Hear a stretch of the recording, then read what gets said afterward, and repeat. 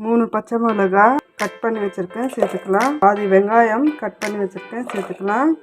Chilli flakes 1 teaspoon, சோம்புத்தூள் 1/4 teaspoon, pepper 1/2 teaspoon, தனி மிளகாய் தூள் 1 டீஸ்பூன், கரம் மசாலா 1/2 டீஸ்பூன், கடலை மாவு 1 டீஸ்பூன், கார்ன்ஃப்ளவர் 2 டீஸ்பூன், தனியாத்தூள் 1/2 டீஸ்பூன், பச்சரிசி மாவு 2 டீஸ்பூன், இஞ்சி பூண்டு பேஸ்ட்டு 1 டீஸ்பூன், வினிகர் 2 டீஸ்பூன், வேக வச்ச கறி சேர்த்துக்கலாம். முட்டை 1 போட்டுக்கலாம். இது எல்லாமே சேர்த்து மிக்ஸ் பண்ணணும். நல்லா மிக்ஸ் பண்ணியாச்சு.